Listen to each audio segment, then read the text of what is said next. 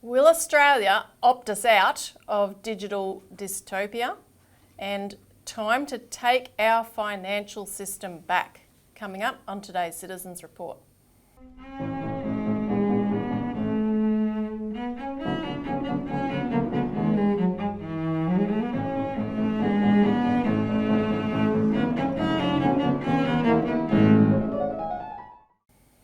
Welcome to the Citizens Report for the 9th of November 2023. I'm Elisa Barwick. Joining me today is Citizens Party leader Craig Isherwood. Welcome, Craig. Yeah, thanks, Elisa.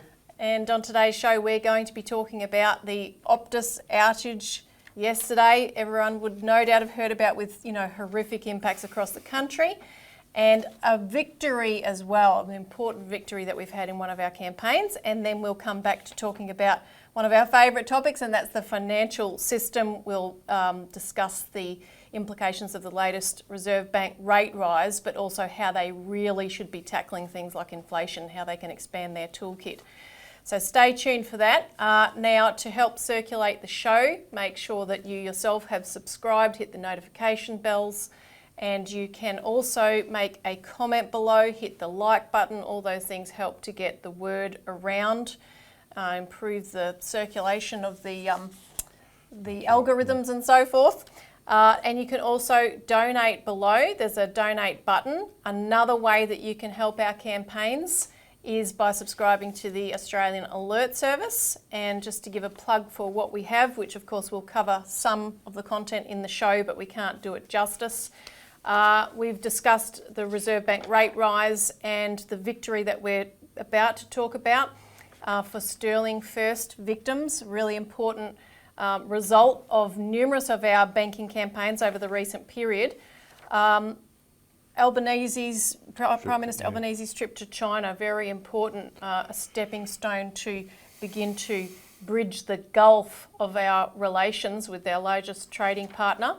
Richard Barden has covered with a number of adjunct items there. You can also get more of the background on our banking fights. We've republished an article on the lessons from New Zealand and Japan establishing a postal bank. Really important information as a backdrop for what is coming up in the latest salvo of our campaign on the 1st of December, when we, the Citizens Party, will have a chance to address the hearing of the parliamentary inquiry into bank closures. There's an article I've written which we'll talk about in some detail about the rate rise and how this was actually demanded by the International Monetary Fund in their latest assessment of Australia, and also other things such as cutting back on infrastructure spending.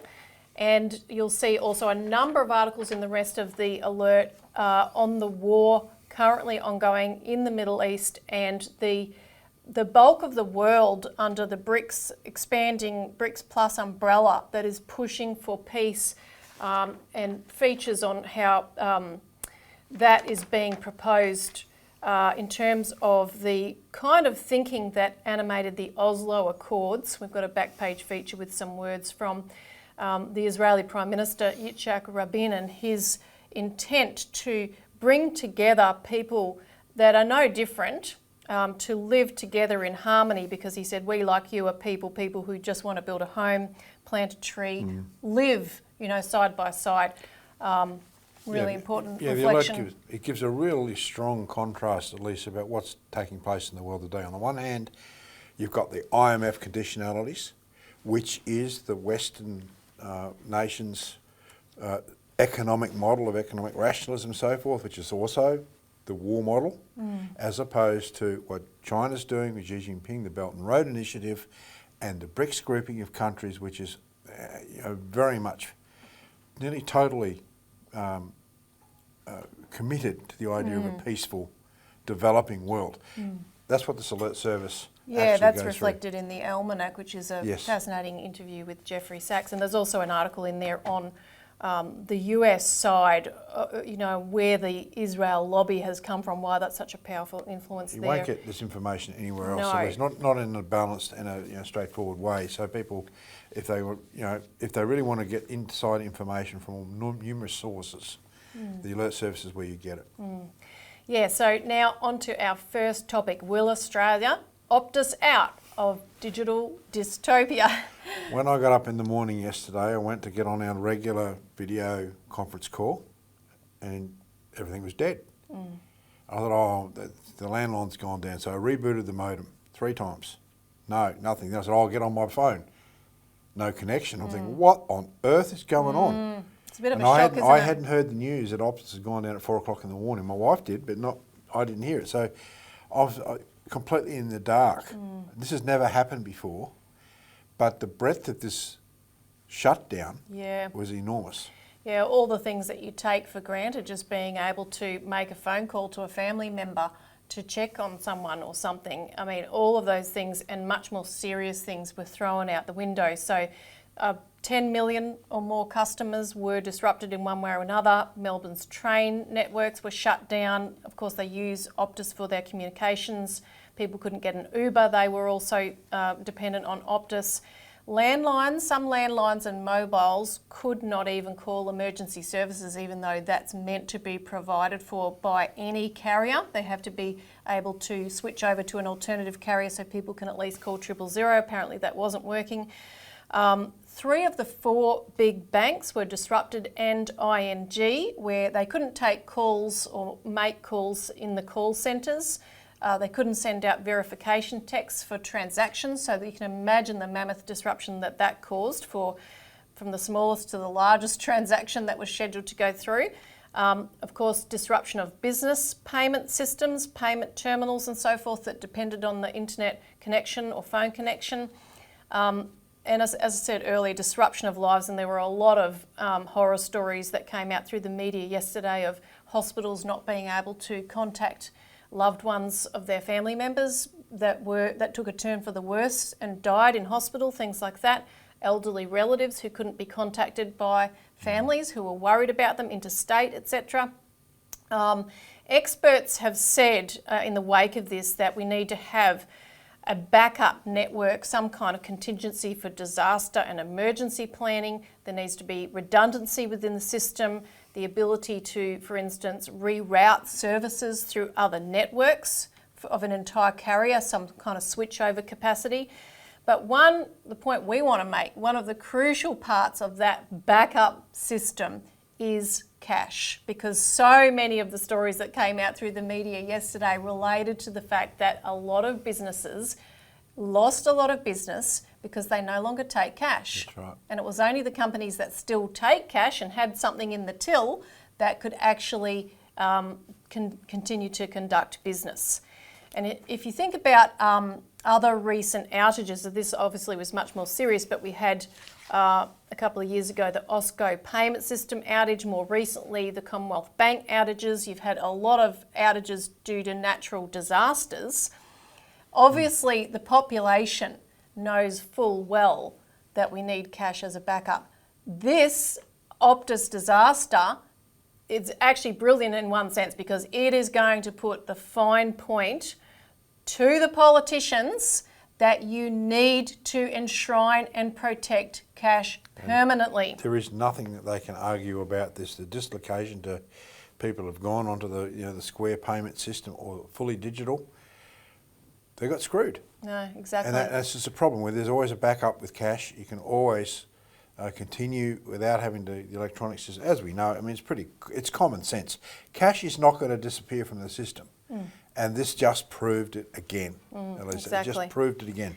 Because otherwise, they were able to bring the system up, I think, within about 9 to 10 hours. Yeah. But what happens if something goes down for 2 days? How are people going to live? How are they going to transact? You can't. And the idea of this, as you say, it's a dystopia. It's an unrealistic idea, not because they're trying to increase the services for the population, but cut the costs to the banks and to increase the bank's profits. This is what this is about. And the amount of money that must have been lost yesterday would be in the billions. And that's, and a lot of the, I don't know how many people died because of it.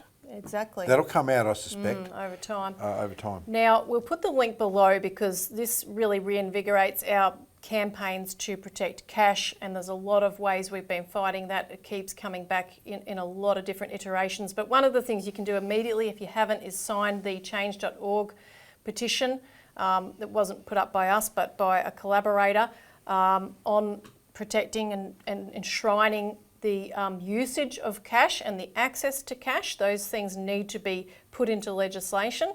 But it also really puts the fine point on our public bank campaign, because in order to have the alternative of cash, you need to have the ability to get cash out of a bank, to deposit your takings, and as we saw in the case we looked at extensively last week of Coober Pedy, you can't take that for granted either when you're 500 or 600 kilometres away from the nearest bank. So a public bank which could operate immediately through post offices is absolutely essential. And as I mentioned earlier, on the 1st of December, we and a number of collaborating organisations and parties, including the Licensed Post Office Group, Dale Webster, independent journalist, and Per Capita, which is affiliated with some of the unions that have been pushing themselves for a post office bank for some time, will get the chance to testify in front of Parliament in a full day of hearings from 9 till 5:30 on the 1st of December. This is going to be a really crucial intervention into this fight. But I also want people to stay tuned to the end to hear a speech that we're going to play in full. It's about 10 minutes from Senator Gerard Rennick, who has raised the urgent necessity for an infrastructure bank. So that's yet another flank in that campaign. But before we move on to that topic, I want to draw attention to a really important victory on the Sterling First campaign. The founder and another 2 directors of the failed Sterling First housing scheme have faced court for the first time. Charged with criminal offences, the company's collapse left dozens of Perth retirees homeless after investing their life savings in the Home Lease for Life scheme. They were trusted by dozens of Perth retirees in a failed housing scheme. Did you lie to these investors? But no one had been charged with criminal offences until now. 4.5 years. 4.5 years we've waited, and we never thought this day would come, but come it has. Sterling First founder Raymond Jones, his son Ryan, and director Simon Bell accused of being dishonest in relation to the company's collapse. Did you not only sign up these people to the investments knowing that the company would collapse? They've avoided the spotlight since the 2019 failure, also trying to do the same today. There's no one in the taxi. Sterling Group's Lease for Life was promoted as a chance for retirees to secure long-term leases for properties. But when the company went under, some pensioners were evicted from their homes, including grandfather Lawrence Thomas. We don't get our money back. We're basically homeless. While 69-year-old Beryl Taylor is fighting to keep her Ravenswood home in the Supreme Court after losing her life savings. We used everything we had to go into this so that we were safe and secure, and we didn't have to worry about anything. The accused trio are facing a maximum penalty of 10 years jail for the alleged misconduct. Their former clients say prison will be justice, but they still want their money back. Mr. Bell, do you feel sorry for the investors? A challenge these pensioners aren't giving up on. Michael Stamp, 9 News. And we had fought for a inquiry into the affair of Sterling First, which was essentially a scam. It started out as 100 or so ageing people that wanted to engage in a rent for life scheme. So they would basically pay their rent up front for the remaining years of their life, and afterwards the settlement would come through to the family for that home that they wouldn't any longer require. But it turned out the people running this scheme were serial Ponzi scheme scammers and had run previous Ponzi schemes in the past. So they were getting money in from people, these average Aussies that just wanted to retire in comfort. And these average Aussies, they weren't negligent in what they were doing. No. Elisa. One particular person that we've been in contact with rung up ASIC and said, "Is there anything I have to be worried about?" And they said, "No, there isn't." You had the Department of Mines Industry Regulation and Safety in WA. in working with these crooks who have now been charged To help them set up their scheme. to set up their scheme Yeah. and to make it work. Now, both ASIC and the State Government Department in Western Australia are complicit in this scheme that has failed and seen people lose their savings. Now, when you've got, why can't you in this country call up a regulator and trust what they say?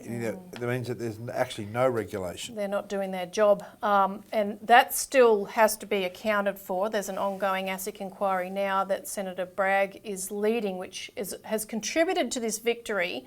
And the victory is that on Friday the 3rd of November, the 3 Sterling First directors, Ray Jones, Ryan Jones and Simon Bell, appeared in a Perth court and were charged with 10 to 11 counts of, quote, aiding and abetting Sterling Corporate Services to engage in dishonest conduct in relation to a financial product or service, for which they face a maximum penalty of 10 years imprisonment and or a $945,000 fine.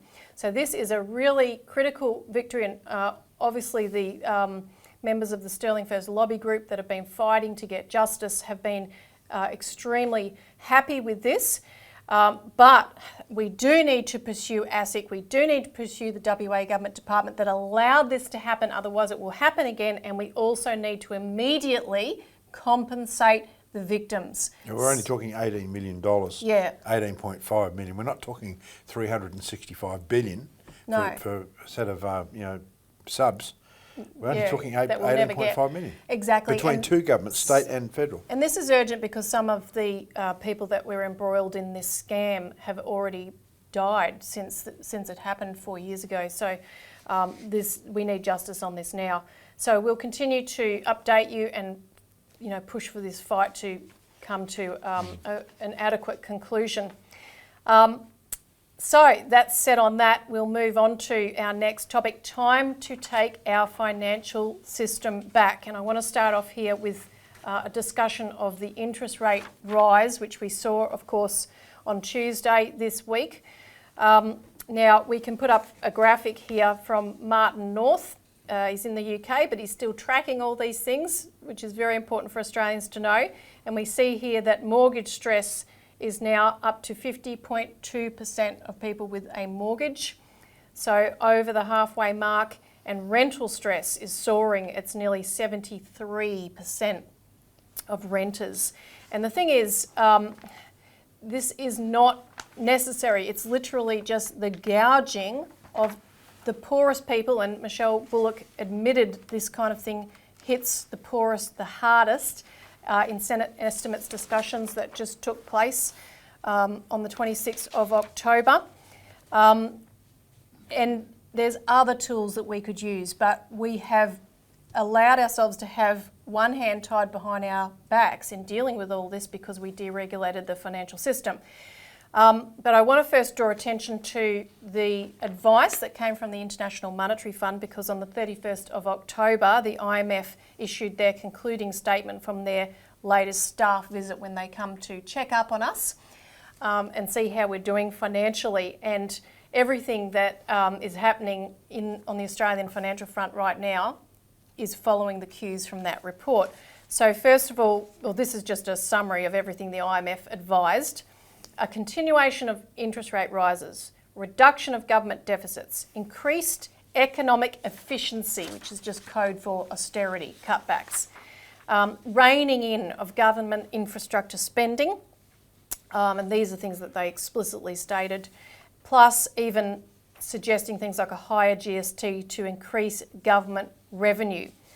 Now, on the spending cuts, this is what the IMF said. Over the medium term, the governments need to reduce structural deficits and promote economic efficiency. All levels of government need to improve expenditure outcomes and contain structural spending growth in health, aged care and the NDIS. There's nothing in there, Elisa, surprising to say the government should act to curb the excessive profits of the private banking system and their shutdown of services to the Australian population. What would that be? I mean, this is the problem.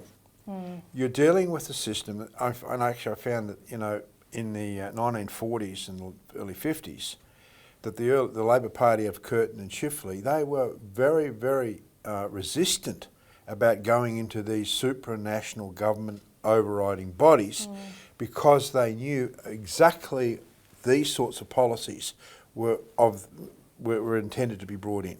They were resisting this big time, of course. Unfortunately, we ended up joining the IMF. But what you've got here is the system that has actually destroyed nations. And because of that, because of the global dollarization process where the US dollar became the only currency in the post-World War II period, that's been abused by the American and the British, right, to the point that that system has literally impoverished many nations of South America, many nations of Africa. And so these nations are now looking to an alternative system which is built around the BRICS countries and particularly in China. China has a different idea of infrastructure. It says we will help countries build infrastructure. We aren't going to impose our form of governance on these countries, i.e. the American Western system is that we are promoting democracy through the IMF. We're democratising you. They don't say that. They don't mind. The Chinese and the BRICS countries are saying no. Sovereignty comes first, and the Chinese are using the Belt and Road Initiative to build infrastructure that those countries need in order to develop economic sovereignty. And whilst this is going on, you've got a whole new currency currency system being built up, which is going away from the dollar, because what the world has seen is that if they invest everything in the dollar, everything in the US dollar, then the US dollar can get pulled, like in Argentina, or they're vulnerable, like in Russia and so forth. So here we are, the good, dumb Australians, dimwits, we're saying, oh, we've got to listen to these IMF. And of course, Chalmers saying, yes, sir, no, sir. Yeah, let me bend over for you, sir. We're going to implement these things. This is the Labor Party we're talking about here. We don't have a national bank like a Commonwealth Bank where we can tell these guys to, you know what? No, we're going to look after our own internal credit. We're going to have a national banking system that can direct credit into infrastructure. And there's something like 400 programs, 400 infrastructure projects which Australia desperately needs. They're going to try and shut down now because they're protecting their private bankers' mates.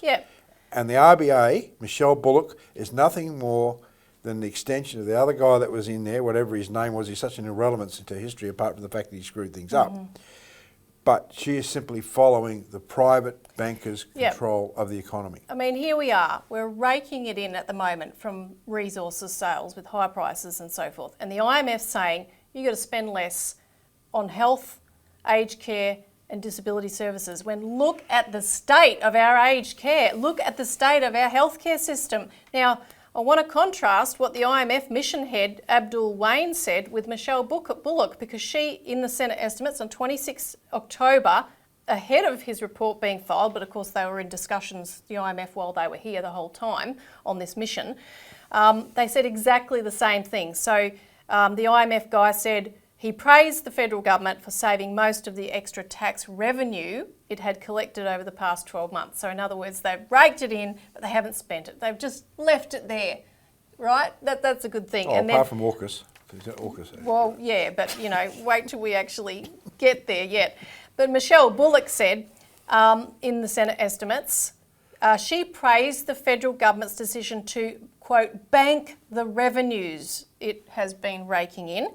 She said, we've got a situation where there's been a large increase in revenues. The fact that those revenues have been banked and not spent, I think, is helpful. Right, okay, that's really helpful to those people that are ramping in an ambulance for 10 hours and can't get a hospital bed because we haven't spent adequate money on that. That's really helpful to the average Australian facing the cost of living crisis. The only thing it's helpful to is the bottom line of the balance sheet, right, that puts us in the realm of financial stability according to the Bank for International Settlements and other adjudicators of such things. It means nothing for the wealth of each average Australian.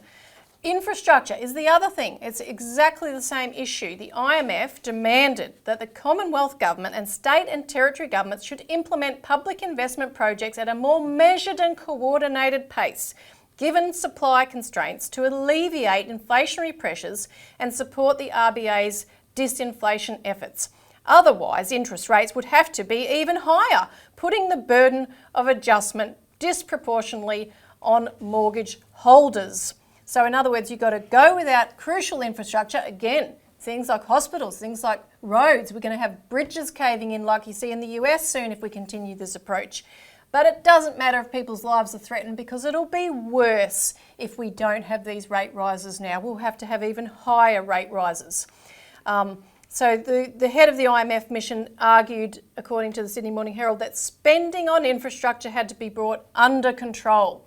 Now, which is completely opposite to what the BRICS countries are doing exactly. and what China's doing, right? Because the infrastructure that they build grows the economy. And, right? You know, it grows the population in terms of their pay packets, what they can spend. It grows everything. Yeah, and I come back to the role of infrastructure is like creating the arteries within the body for efficient blood flow. Now, here in Victoria, you know, Dan Andrews' government has been, and now the Jacinta Allen government has been embarking on the removal of railway crossings. It's one of the most successful projects, or, you know, ideas that any government's had for a long time. And you only have to realise that when you go down the road here, 400 metres, and you no longer have to sit in queues of traffic because traffic flows, right? And in Britain, they don't have level crossings inside the city in London. It's all been done away with years and years ago. We still have to put up with the disruption to the economy, which is not measured in terms of anything realistic as far as the government's concerned or these banks are concerned, because it's a user pay system. Who cares if you're on the phone to a call centre for a long period of time? If you can get on the phone. If you can get on the phone. When you're, you know, it's the consumer paying, right? And who's concerned about sitting in traffic with your car idling, right, for half an hour because you don't have the infrastructure?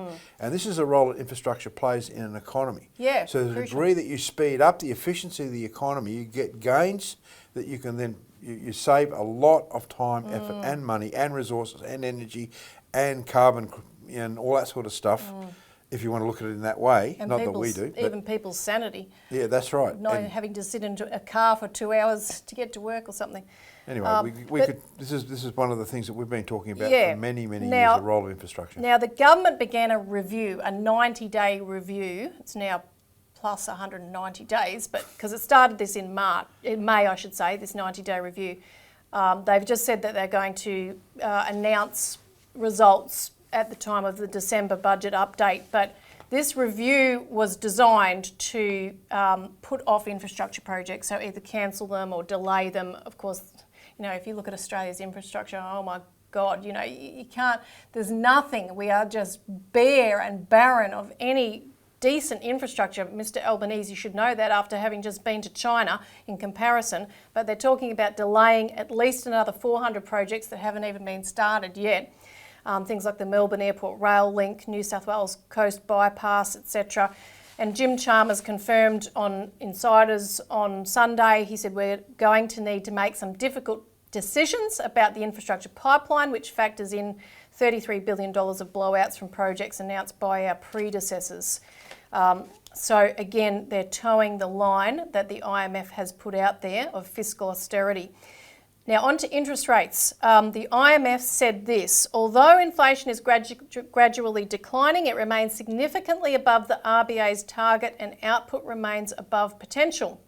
Staff therefore recommend further monetary policy tightening to ensure that inflation comes back to the target range by 2025 and minimise the risk of de-anchoring inflation expectations. So, yes, the RBA went ahead with that instruction and followed that on Tuesday, and most likely will do it again. But in Senate estimates, it was really good to see that we have another senator who's taking on the RBA in the same spirit as Green Senator Nick McKim and Gerard Rennick and Malcolm Roberts, Matt Canavan at times, and that's Green Senator Barbara Pocock, and she was quite feisty. She raised the fact that the Gurner Group, which is run by this property developer Tim Gurner, had said that the rate of unemployment had to increase by 40 to 50% to discipline workers and rebalance the labour market. She said it was met with outrage appropriately, but essentially, isn't his economic project comparable to the RBA's tolerance of increased unemployment to discipline inflation? Because, of course, Bullock had said back in June that the unemployment rate will have to rise. That's a quote. The unemployment rate will have to rise in order to bring down inflation. Now, Bullock denied she'd ever said that employment has to increase in order to discipline inflation. But as Pocock said, hang on a minute though, she said the consequence of RBA monetary policy decisions will be an increase in the official rate of unemployment. And Bullock said it will. In our forecast, that's what we forecast. It's a mechanical thing. You know, it will result from it. And Pocock said it's a mechanical effect with very human consequences, of course. And I'll add that economist Nikki Hutley, talking to the Sydney Morning Herald on the 3rd of November, said the danger as a macroeconomist is thinking only in terms of 25 basis points as just a number. She said it means tens of thousands of people out of work. That's good, an economist telling the truth for once. But Bullock, of course, went on to defend what the RBA is doing by saying, look, we only have one tool, and I'll come back to a point that you made earlier, which is that inflation hurts the poorest the most. So in other words, we have to keep fighting inflation by keep putting up interest rates to save you. Just absolute insanity. And she again stated later on, we do know that there are portions of the Australian public that are hurting. We do understand that. We only have one tool though. And she later affirmed, or a couple of times affirmed, that that tool is a very blunt tool, which had been put by both Pocock and Malcolm Roberts, that they have this one blunt tool. But it was really interesting because the discussion went on to raise what's happening in China, because there was some question raised about the impact of the deflation of the property bubble and property market in China, which is not as big of a problem as what most media sources make out, because China has a regulated financial system and can bring those regulations to bear to manage the situation. And both Bullock and Assistant Governor Christopher Kent actually admitted that in quite some detail in the Senate discussion. Christopher Kent actually said they have a lot of tools and a lot of capacity to respond if needed. So in contrast to the, oh, we only have one tool, they're saying, oh, well, the Chinese have lots of tools. And he went on to inadvertently admit, and so did Bullock, that those tools in China are oriented to the good of the population, to make sure that the population are put first. Bullock said the Chinese government has been acting to reduce leverage in the property sector. Oh, there's a thought. And is prioritising the people who bought the properties rather than bailing out over-leveraged companies. And she went on to say that in order to correct the situation, the central government of China is looking to the local governments to try and spend more on infrastructure. Wow, there's a contrast. And, you know, taking into account these two, the track records of what is happening in China and what the IMF role models, like Argentina, as you referenced, or numerous other countries, what they're facing, I think the Australian government should, you know, very clearly follow the Chinese model and not the IMF one. And the Reserve Bank has the capacity to do this. They are a central bank. They have the capacity to issue credit if they choose to into the economy, but they never talk about that. No. It's only one thing, the interest rates. Right, so they did issue credit during the GFC in order to prop up the economy. Why can't they do that for infrastructure? Well, they can, according to Gerard Rennick. Yes. And he's on their case big time because, look, the RBA could quickly be changed into a national bank, issue credit to the large projects that we need to be built at very low interest rates, and we get out of this cycle of always being at the control or the behest of the private banks and their higher overseas market private banks and overseas mostly. borrowings and markets and stuff. Yep. Now, I want to come back to that point, but let's listen to Gerard Rennick and his discussion. He starts off talking about, the bureaucracy that's, stymieing a lot of the process of moving forward. He comes on to infrastructure and suggestions like a civil army corps for construction of infrastructure, tax systems. A lot of these things have to be reformed, but then of course he gets to the heart of it a few minutes in, talking about how we need to issue new credit. And there's a number of ways to do that. He suggests an infrastructure bank. So listen to this, it's fascinating.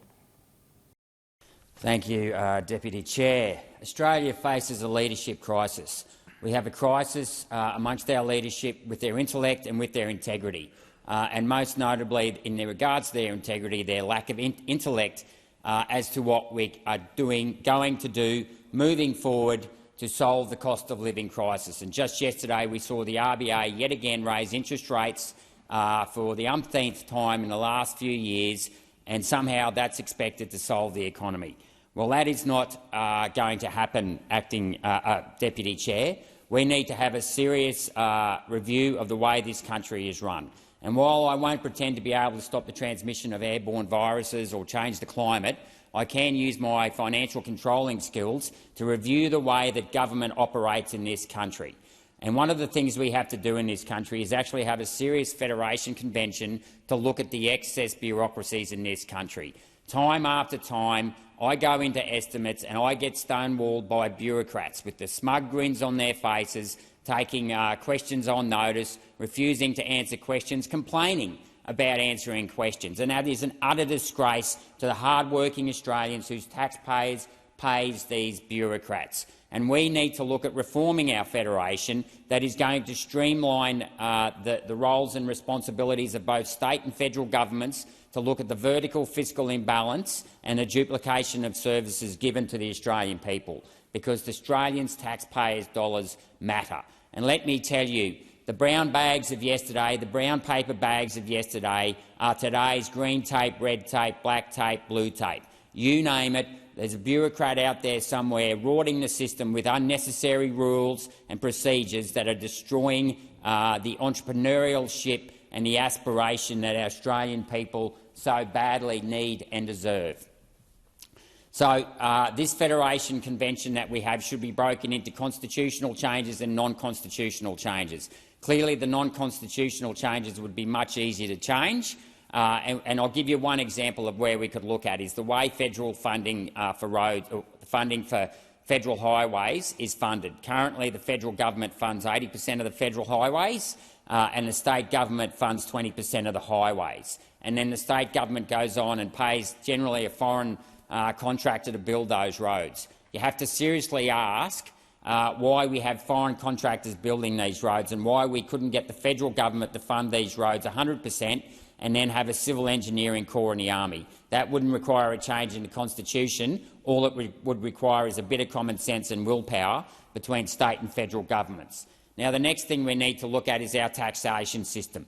Our taxation system is inherently flawed to give tax concessions to the wealthy and to foreign interests. We need to look at closing the loopholes with universities under Section 51 of the 97 Act. We need to look at make sure everyone pays their tax. We have 855 of the 97 income tax that says that if you're a foreigner and you make a capital gain on non-real assets, and that includes the sale of water rights, you don't pay capital gains tax. We have to look at Aboriginal land trusts and see why they don't have to pay tax on native title royalties and mining royalties. We have to look at the 128F of the 1936 Tax Act. It's called the public offer test, but effectively allows foreign banks to earn interest here in Australia and pay no tax on it. And most of all, we have to look at our withholding tax system in this country that has a higher tax rate for onshore earnings than it does for offshore earnings. And I'll just give you one example of how this works. We've got here the Securities and Exchange Commission report from Pfizer on June 30, 2022. In June 30, 2022, Pfizer had a revenue of $100 billion for the year for that 12 months. They made $34 billion profit before tax. They had an operating ratio or profit ratio of 34%. Now, if you go and have a look at the Australian set of the financial Pfizer accounts, they made a profit of $1.3 billion, revenue of $1.3 billion, but only made $94 million in profit, i.e. their operating profit ratio was only 7%. Now, you have to ask yourself, why did Pfizer only have an operating profit ratio of 7% here in Australia, yet their worldwide operating profit ratio was 34%? I will tell you why, because the rate of tax in Australia at 30 cents is more than twice the rate of tax on interest, royalties and rent paid offshore. So what Pfizer has done, and we can see this, the trick the way you read these accounts is you go into related party payments. And if we go to the back of the accounts, you will see that there is a outstanding figure to Pfizer Ireland, Pfizer Service Company Ireland, of $1.1 billion. Now, why would they actually pay Ireland $1.1 billion for services? Because Ireland only has a company tax rate of 10 cents. So it's very easy. We have to restructure the way we tax earnings in this country, because our current tax system encourages earnings derived here in Australia to go offshore, and then we turn around and we give a tax break to banks to lend money onshore. So if anyone understands what a balance sheet looks like, that means we encourage foreign debt and we push domestic equity offshore. Now, let me tell you something. Debt is slavery and equity is freedom. If we want to make sure our children grow up in the prosperous country that we grew up in, that our forefathers built for us, we have to reform our tax system. And the last thing we need to look at most of all, and it's the least understood of all these measures, is our monetary policy. Basically, there are three levers to control monetary policy, and that's qualitative easing, or quantitative, and then macroprudential. I'll touch on macroprudential first.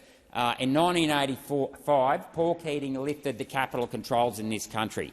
That meant, and according to the Parliamentary Budget Office, in 1995, the Australian government had $8 billion in debt, and then by 2008 they had $36 billion in debt.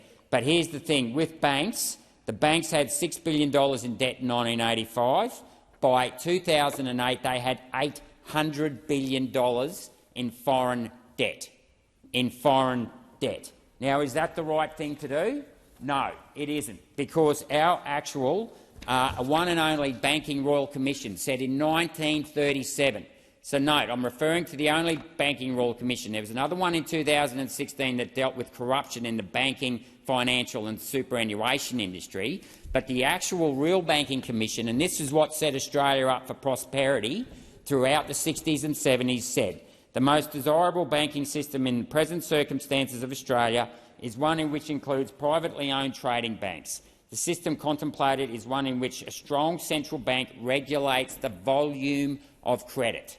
The volume of credit and the distribution of credit is left to privately owned trading banks. What does the volume of credit mean, Deputy Speaker, Deputy Chair? It means that on a balance sheet, you've got debt and you've got equity. And what we did in 1985, or what Paul Keating did in 1985, he moved all the macroprudential controls, lifted all the capital controls and just let the banks rip. They went out and borrowed $800 billion instead of enforcing that corporations and banks use domestic savings. Now, if we want to actually increase supply instead of destroying demand, which is what the RBA is doing, we need to issue credit. Now, there's two types. We need to issue new capital. There's two ways to issue capital. You can either issue bonds or you could issue shares. Now, for some strange reason, governments only ever issue bonds, yet governments, sovereign governments at least, have title over all the land.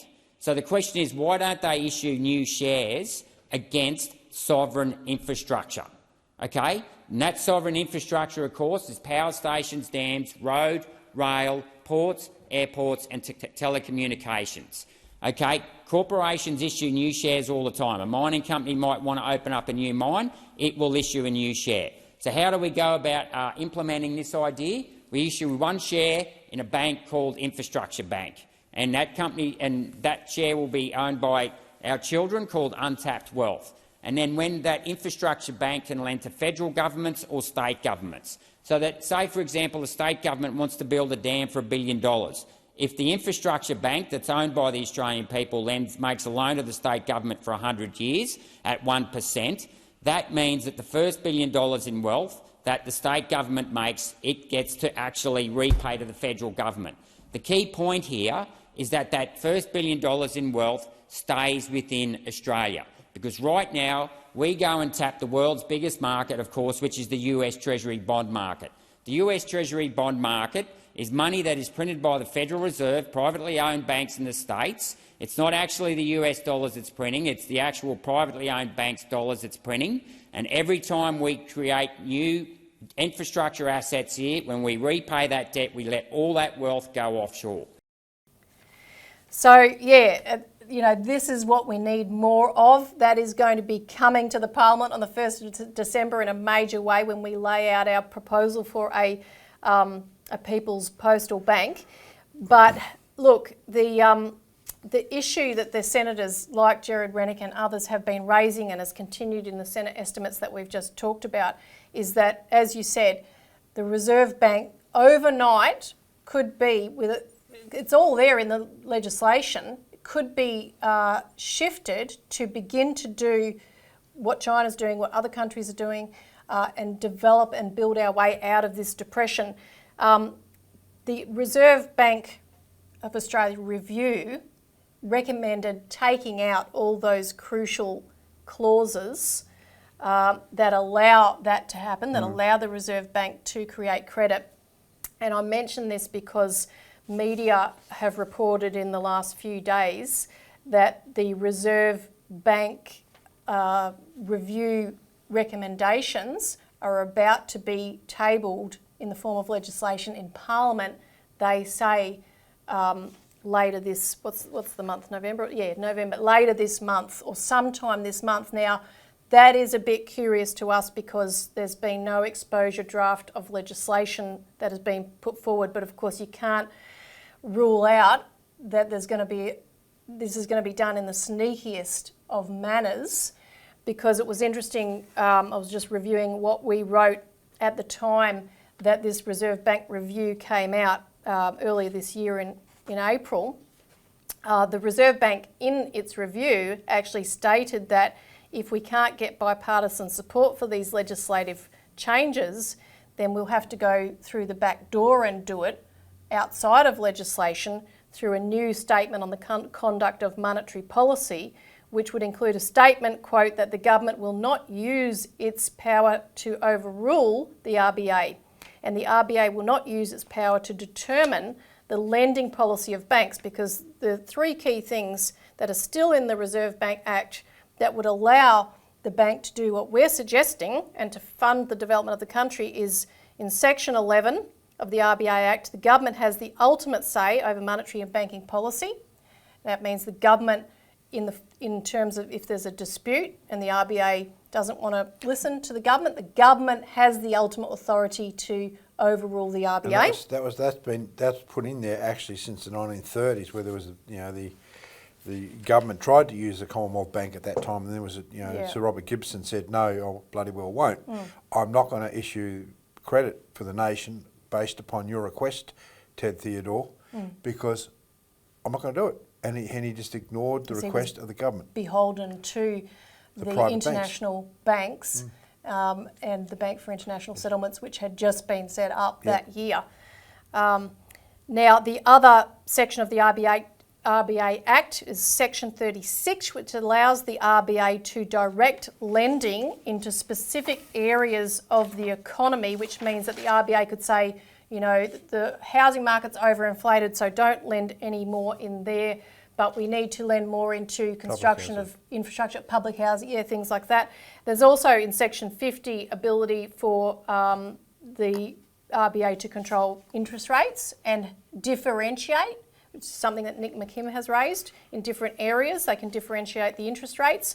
And by extension of those two sections, Section 11 and Section 36, if you follow it through, the government can borrow from the RBA to invest in the economy. So there still is a kind of indirect capacity for the government to be able to invest credit into the economy via the RBA the way it is now. But if they go with the recommendations of the Reserve Bank review, that will be gone. So you will be hearing from us. If there's any more news, we'll be watching this like a hawk to see what's happening with that RBA process of that review and legislation forthcoming. It comes down to the principle, Elisa, what we talked about before, which is expressed in the BRICS grouping of countries and in China. Do you put the population and people first? And if you do, you have a complete different set of policies that promote the physical economy and the need for physical infrastructure to lift people up, which is what China's done. It's developed policies and put them into practice over the last 20 years to lift hundreds of millions of people out of poverty. Right, they're the sorts of policies that we need here, but we are stricken with this blight called the IMF, the World Bank system, the Western economic system, economic rationalism and all the crap that we've put up with the last 40 years. We've got very few intelligent people in the Parliament, and Gerard Rennick, you heard his comments. I mean, he's dead right. Right, people, the politicians, haven't educated themselves to understand that the real battle is this one of who controls the credit.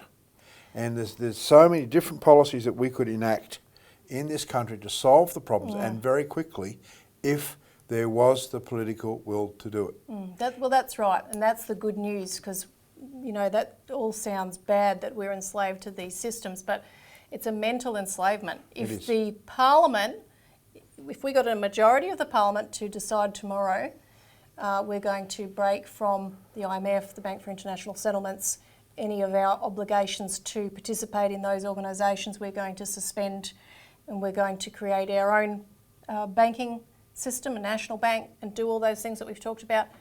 There's nothing stopping us from doing it. We might get cut off by some countries, we might get sanctioned, as other countries have been.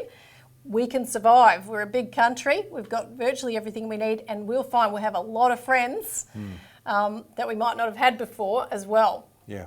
So, but we keep coming back to it. This is why we need to have a national bank. A national bank is the bulwark, is our backbone. It can back us up when we make decisions relating to our own national sovereignty.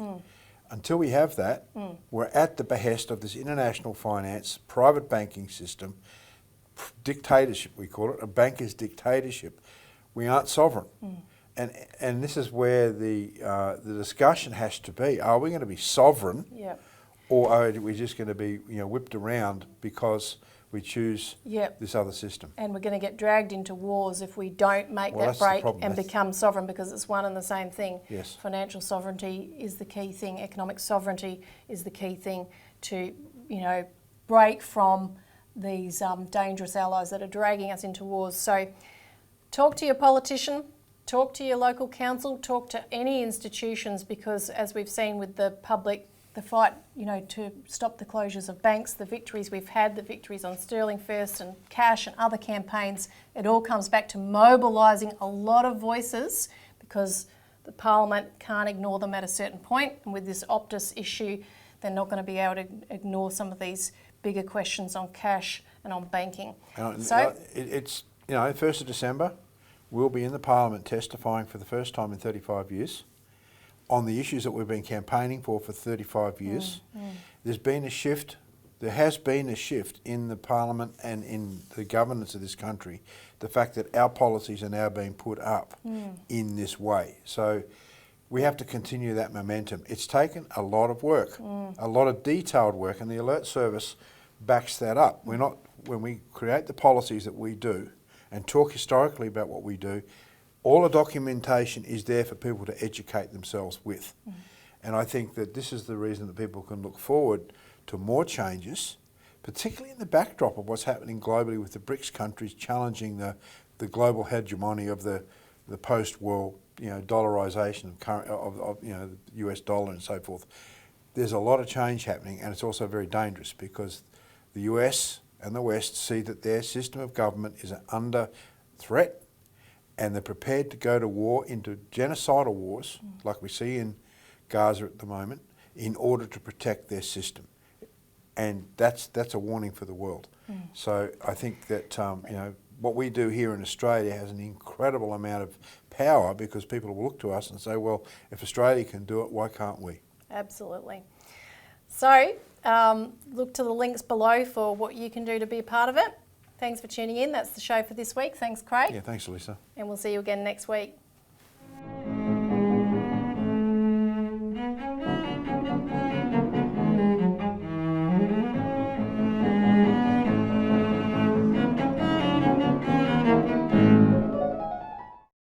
Authorised by Robert Barwick, Citizens Party, Melbourne.